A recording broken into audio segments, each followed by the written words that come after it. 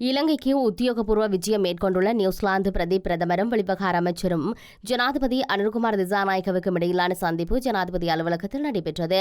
இரு நாடுகளுக்கும் இடையிலான நீண்டகால நட்புறவை வலுப்படுத்துவதே தனது அரசாங்கத்தின் நோக்கம் என நியூசிலாந்தின் பிரதமர் இதன்போது தெரிவித்தார். புதிய அரசாங்கத்தின் கீழ் இலங்கையில் நடைபெற்று வரும் சாதகமான முன்னேற்றங்கள் குறித்து நியூசிலாந்து பிரதமர் மகிழ்ச்சியை தெரிவித்ததாக ஜனாதிபதி ஊடக பிரிவு கூறியுள்ளது.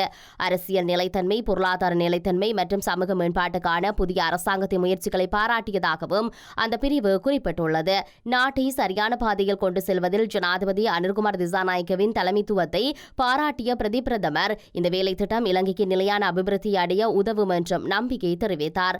இதன்போது கருத்து வெளியிட்ட ஜனாதிபதி அனுர்குமார் திசாநாயக்க நியூசிலாந்து பிரதமர் வின்சென்ட் பீட்டர்ஸின் விஜயம் இலங்கை நியூசிலாந்து உறவுகளின் புதிய அத்தியாயத்தை ஏற்படுத்தும் என தெரிவித்தார்.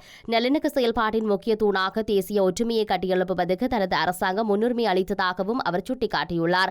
விவசாயம், கல்வி மற்றும் சுற்றுலா ஆகிய துறைகள் மூலம் இரு நாடுகளுக்கும் இடையிலான இருதரப்பு ஒத்துழைப்பை அதிகரிப்பது குறித்து இதன்போது விரிவாக கலந்துரையாடப்பட்டதுடன் இரு நாடுகளுக்கும் பரஸ்பர ஆர்வம் உள்ள இந்த துறைகளின் முன்னேற்றத்துக்காக நெருக்கமாக செயற்படவும் இணக்கம் தெரிவித்துள்ளார்.